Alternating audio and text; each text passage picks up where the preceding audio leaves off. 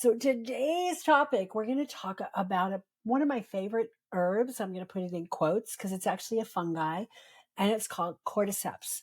Those of you who have heard me speak before have heard me speak about Cordyceps, have heard you speak about my infatuation with Cordyceps. And when you hear all the details about it, you'll realize why I think it's just such a powerful food, fungi, herb, whatever you want to call it. It's really unique in that it's kind of like almost like a parasitic fungi.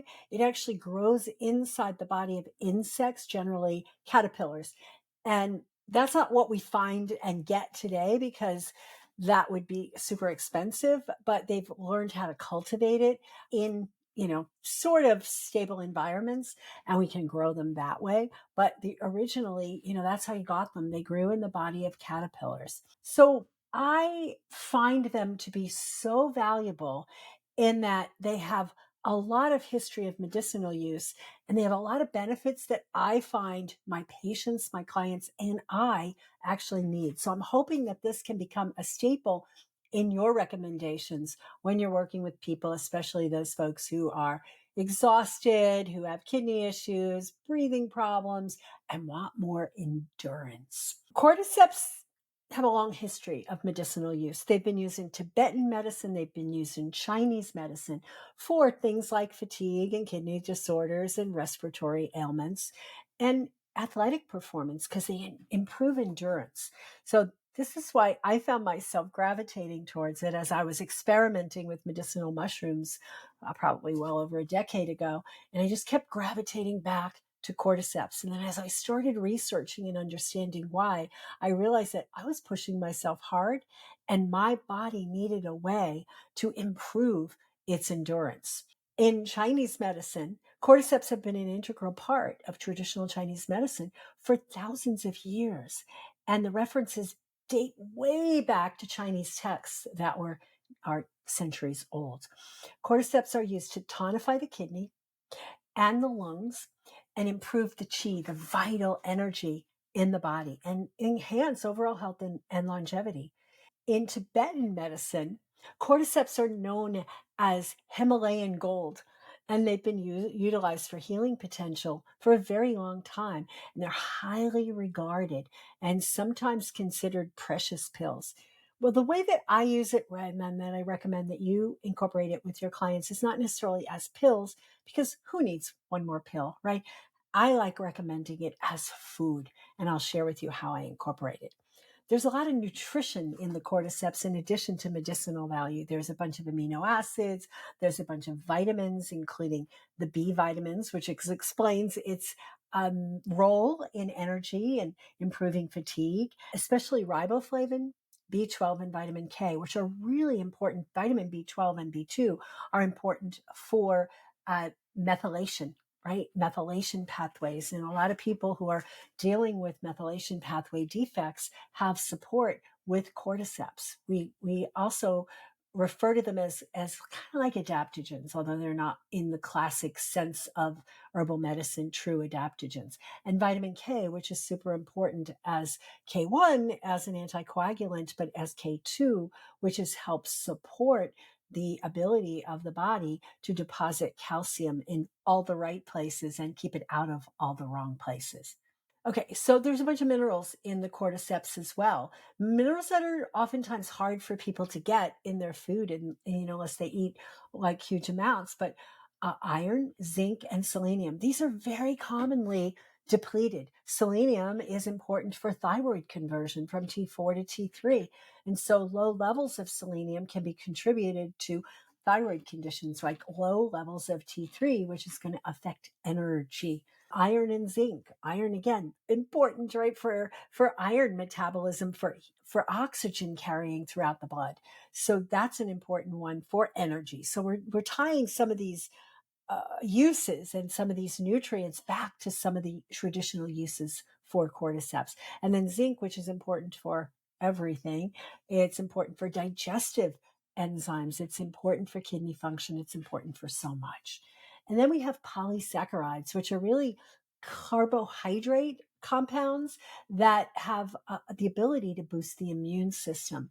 And this is what aids in the anti-inflammatory effects of cordyceps and also in the lung support of cordyceps.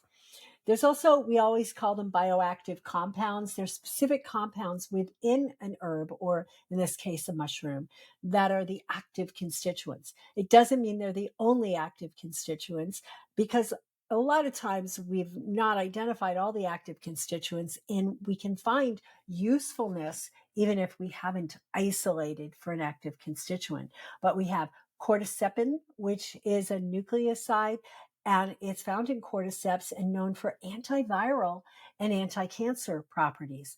Adenosine, and adenosine is part of ATP, adenosine trinucleotide or triphosphate, and that's the energy currency of the cell. So it's really important in helping cordyceps to help the body, the mitochondria, to make more energy. It's also anti-inflammatory and immune enhancing. So there's a lot of crossover between some of the active constituents. So some of the polysaccharides in there are immune enhancing. For example, beta glucans.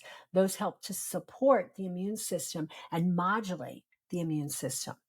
We also have cordymin, which is a bioactive compound with the potential for cardiovascular benefits. It can help to lower blood pressure, it can help to improve heart health, and it can also have antiplatelet and antithrombin effects. So anticoagulant type effects and preventing the formation of clots that can lead to a cardiovascular incident. There's another one called ergosterol, which is a precursor to vitamin D. And we know how important vitamin D is to overall energy metabolism and thyroid function and gut function, etc. So this is found in cordyceps, and it's definitely helpful in not just the energy metabolism and all, but calcium metabolism. So these are some of the active constituents. So let's talk about some of the ways that cordyceps supports. And I highly encourage you to really get into these. Pick a mushroom, pick an herb that you're going to experiment with and work with the right people on and help people to support it. Use it yourself if it's appropriate, and then see where you can go to help support people with this. So an immune system support, it enhances the immune cell, the production of various immune cells like macrophages and T cells and NK, natural killer cells. It also helps to modulate the immune system, not stimulate and not depress, but they help to regulate and balance the immune system, whichever the person needs. And then it helps to increase antibody production, right? We have antibodies that help with, getting rid of particular pathogens, and it helps to stimulate the production of those. And that's a critical role in bacteria and fungi and viruses and the modulation of all of those. Let's talk about some of the energy enhancement properties of cordyceps. And this part I really love, because what I love about cordyceps is it can give people energy without stimulation. If they drink coffee or eat chocolate or black tea, it's loaded with caffeine and that stimulates, but then there's always a letdown. With cordyceps, it's more of a sustained energy production. So let's talk about how it actually does that. Cordyceps improves oxygen utilization. They're shown to enhance the ability of the body to utilize oxygen during physical activity. And we know that, if you don't have enough oxygen, you go into oxygen debt and you can't finish the physical activity. So this leads to improved endurance, which is one of my favorite properties of it, that you actually have the endurance to sustain and keep things going. And it helps for athletes, but also just, the weekend warrior who's out there trying to, get some exercise in and have the energy to sustain getting the exercise done. It enhances ATP. We mentioned that there's adenosine in the cordyceps, and adenosine is an important part of ATP. And when we can have more ATP production in the mitochondria, that's going to give that sustained energy longer, and also to keep the mitochondria functioning on a level where people don't feel exhausted by the end of the day. ATP production is huge, and mitochondrial dysfunction is very common in our society because mitochondria are very susceptible to toxicity. So we're exposed to so many toxins that when we can take some cordyceps and help to modulate that and help to support the mitochondria is really, really powerful. One of the things that we've noticed with cordyceps is when people take cordyceps and they've taken it right before exercise, that they have more sustained energy to complete the exercise without feeling exhausted. So if you look at, okay, do an exercise without cordyceps, do it again, another day, obviously, because you could be tired out from doing it without, and then see, can you sustain that longer? More reps when they're doing weightlifting, or longer times doing running or walking and things like that. So it increases the endurance and reduces fatigue. Also, cordyceps is considered an adaptogen. It's not what's called a true adaptogen, but it's actually considered an adaptogen that helps the body to mitigate the effects of stress, the effects of cortisol fluctuations on the body. Let's talk about some of the anti-inflammatory effects of cordyceps. We know that inflammation is at the heart of just about every disease known to mankind, right? Cardiovascular disease, lung disease, kidney disease, arthritis, autoimmune disease, etc. So anything that we can do to mitigate the effects of inflammation, there's lots of herbs that can help with this. Cordyceps is one of my favorites as well. It helps to regulate the production of pro-inflammatory cytokines like interleukin-6 and tumor necrosis factor, TNF-alpha. It also is important in the inhibition of nuclear factor kappa beta, NF-kappa B for short, and that's a regulator of inflammation. And when we block the NF-kappa B production, we get less inflammation, and cordyceps has been shown to do that. So cordyceps has also been shown to inhibit inflammatory mediators, and the effects of the inflammatory mediators to dampen, slow down things like prostaglandins, leukotrienes, and those contribute to pain and inflammation. A lot of the arthritis medications are focused on lowering levels of prostaglandins and leukotrienes, particular COX-2 inhibitors. Immune modulation is really important. We've mentioned that already, but there's other things that help with the immune modulation that help to bring down inflammation. And finally, in joint health, because of its anti-inflammatory effects, cordyceps can help people with inflammatory joint diseases or autoimmune diseases, right? It all helps to bring it down. A lot of inflammatory joint diseases are related to autoimmune, rheumatoid arthritis and lupus and other things. Let's look at the antioxidant effects of cordyceps. When we talk about cardiovascular health and the endothelial linings, we really want to focus on antioxidants and anti-inflammatories to keep that integrity of the vascular wall. Same thing in other parts of the body. Cordyceps contain some free radical scavenging compounds like superoxide dismutase, SOD, glutathione peroxidase, and catalase, which can neutralize harmful free radicals. These are the potent antioxidants in the body. A lot of times we talk about vitamin A and C and E and those being good antioxidants, but the master ones, the ones that are more potent and more global, are glutathione, catalase, and superoxide dismutase. So cordyceps is really important to help with that scavenging and promoting and containing those compounds. Cordyceps can reduce oxidative stress. It occurs when there's an imbalance between free radicals and the body's ability to neutralize them. And we know that stress leads to huge amounts of free radical production. And so that's why cordyceps is good for people who are under a lot of stress and have some of these inflammatory things going on. It enhances the cellular defenses, the body's natural defense mechanisms on a cellular level against pathogens that are coming in. Cordyceps can also help with protecting from DNA damage, and DNA damage is harmful, and we see that a lot with exposure to radiation, exposure to certain chemicals, right? Cordyceps can help protect. It doesn't mean that it makes it okay to be out in the middle of, toxic soup of life. And we know people who sometimes work in those environments where they're exposed to lots of toxic chemicals. If they don't have that choice, cordyceps could be a great companion for them to help them to reduce and mitigate the effects of those exposures. Cordyceps also has been found to have some anti-aging properties by reducing oxidative stress. We know that people age more rapidly when they're under a lot of oxidative stress. So it can help people to maintain that youthful appearance without the use of a lot of cosmetic surgery and expensive things like that and invasive things like that. So why not do it from the inside out? It's also been shown to have some support for skin health, right? Not just the aging effects, but overall protecting against UV damage and to have that ability to protect the skin from the effects of the harmful things in our environment. Let's look at the respiratory impact of cordyceps. There's so many great things that it does. It's known in traditional Chinese medicine as a tonic for the lung qi. So it helps with bronchodilation, dilating the bronchioles so we don't have that constriction that can lead to difficulty breathing or problems with asthma type situations. It can help with people with COPD, chronic obstructive pulmonary disease. Really could be a good companion to whatever else you might be doing and whatever else they might be doing to support their COPD. It increases oxygen uptake, right? Cordyceps enhances the body's ability to use oxygen more effectively, which makes the lungs work a whole lot better.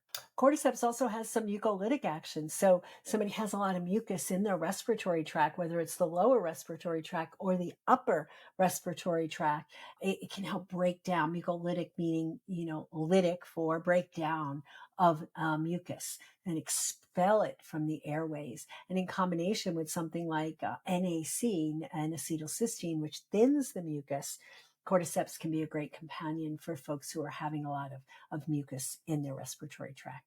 Cordyceps overall is found to be helpful for people with improving their lung capacity, their ability to take in more air and expel carbon dioxide and have more energy and oxygen circulating throughout the system. We mentioned COPD and also asthma. Cordyceps can be super helpful as an adjunct to whatever people are working with to support their chronic obstructive pulmonary disease and asthma. COPD is a pretty end state problem with the lungs, and we know that it's aggravated by sympathetic dominance and that helping people to get more into a parasympathetic state, reducing their stress and adding cordyceps to the mix might really, really help overall, because it's very uncomfortable to have COPD and not be able to even walk up steps without feeling like you're going to pass out. Some practitioners will use cordyceps in helping with respiratory problems, respiratory infections, things that are growing in the mucous membranes, whether they be viral, whether they be fungal, or whether they be bacteria. So let's talk about cardiovascular health. Everybody has a heart, and we have to really protect that heart because the heart is subject to so much problem, and it's the highest cause of death in the world, not just in the US, but in the world. So if we can have an herb that can help us with blood pressure regulation, cordyceps does that. We can help with cholesterol management. I don't know that there's very specific studies that show the amount that it can go down, but cordyceps has been shown to be helpful potentially in lowering the LDLs and raising the HDLs. Antithrombolytic, right? We talked about that already. When we have thrombus, when we have blood clots in the system, we break those down. I like to use nattokinase as one of the things for antithrombolytic, and cordyceps in combination with that can be super, super helpful. Cordyceps has been found to help with blood sugar regulation, and we know blood sugar dysregulation is one of the leading causes of cardiovascular problems and sudden death from heart attack. It helps to improve the circulation, the movement of the blood around the system by the vasodilation, but also just overall ensuring that every tissue in the body has greater oxygen. Some practitioners actually use cordyceps as a preventive medicine, as a prevention for people who have maybe a family history or genetic history to help them to reduce the risk of having cardiovascular issues. So you see, it's so well-rounded. And finally, we're going to talk about brain function, cognitive function, protection of neurons. So it contains bioactive compounds that support the growth and the survival of neurons. Neurons die and they take a long time to be replenished. And there's a lot of toxins. There's a lot of neurotoxins, especially in our environment these days. So this can be super helpful to protect us against this neurotoxic environment. Some studies show that cordyceps can enhance cognitive abilities, can enhance memory, can enhance learning. And if you combine cordyceps with a good night's sleep, with good B vitamins, with good digestion of and amino acid absorption. We can see tremendous benefit to cordyceps in people with neurocognitive protection. One of the things that cordyceps has been shown to do on the neuro side is to protect the neurons, to shield the neurons from damage caused by inflammation, free radicals. And what this is really important in is when we think about diseases like Alzheimer's and Parkinson's. And if cordyceps might be used in conjunction with other protocols to just help and balance and support the system so that we don't develop things like Alzheimer's and Parkinson's, just needs to be added early on and in conjunction with a low toxicity lifestyle and a balanced blood sugar approach, because we know that Alzheimer's is related to imbalance in the blood sugars. They call it type 3 diabetes these days. Finally, in the neurocognitive arena, cordyceps has been found to improve mood.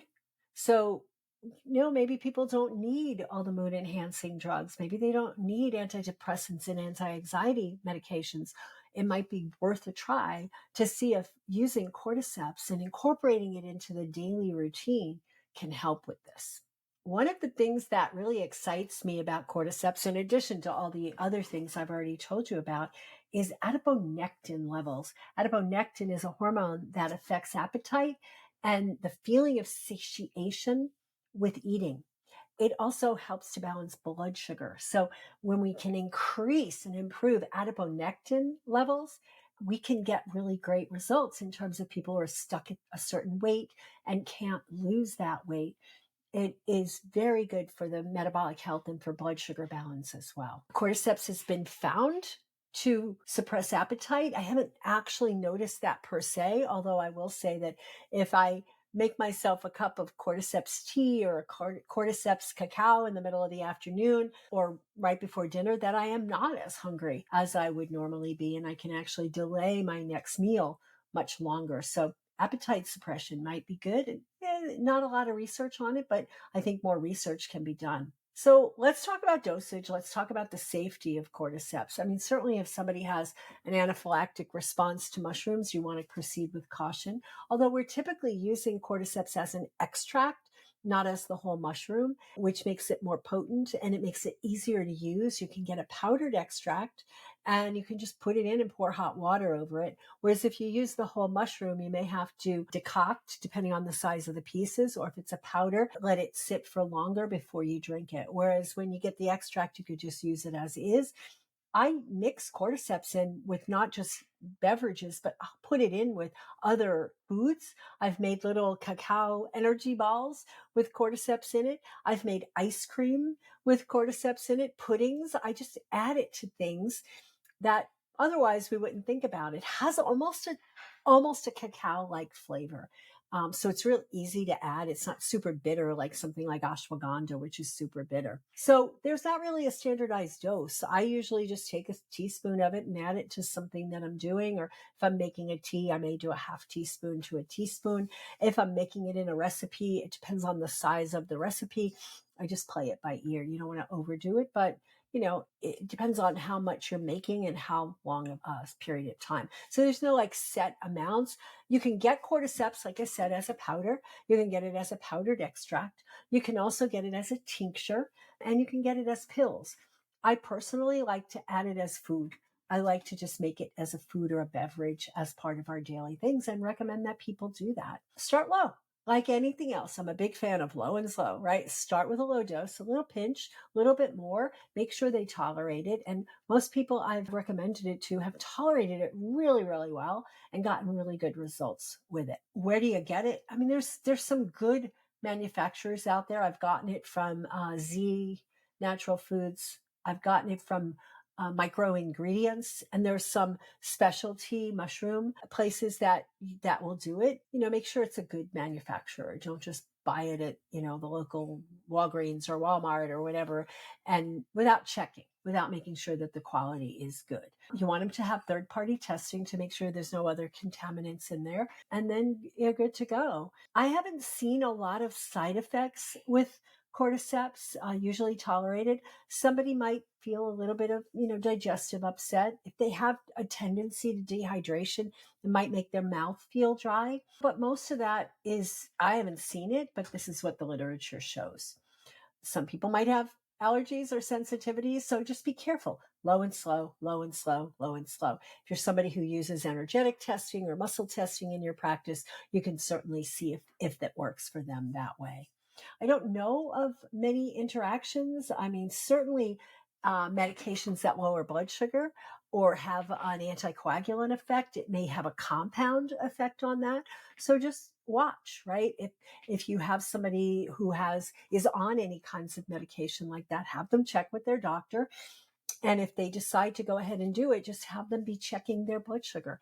Have them be checking to make sure that they don't have a negative effect. Cycling is sometimes recommended with cordyceps, as is for all herbs. So I like to do things where, maybe you do it for a month on, a week off, a week on, a day off. I mean, just play it by ear just so that people don't build up a tolerance for it and it continues to have its effectiveness. So that's my spiel on cordyceps. One of my favorite food nutrients, right? I wouldn't call it an herb. It's a fungi. It's a mushroom, but it's one of my favorite things to recommend to people when it's appropriate. So I would recommend that you experiment with it. Get yourself some extract powder, inexpensive, play with it on your own, get a feel for the taste so you can explain to people how it works, play with it in recipes and see how you like it. And then you'll be able to experience it firsthand and be able to explain to people firsthand.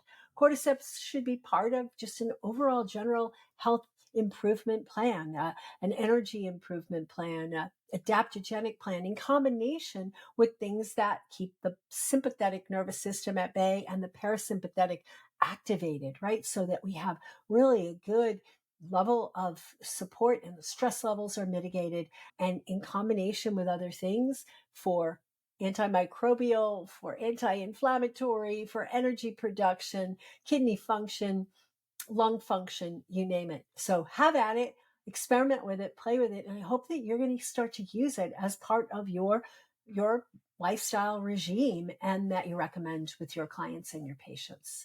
So we're here to support you to get results with your clients. We're here to help you to figure out and get to the root causes of things. We're not teaching you this for that approach, cordyceps for this and ashwagandha for that. We're teaching you how to think through, understand what's really going on with people, and help them to get to the root cause. If you want to go deeper with this, visit us at ionemethod.com and you'll find out about other programs and support and webinars and things like that. We also have a little course, a mini course on medicinal mushrooms that you can get. We'll put the link to that on the show notes page. And we really support you in helping people to get results. And until next time, shine on.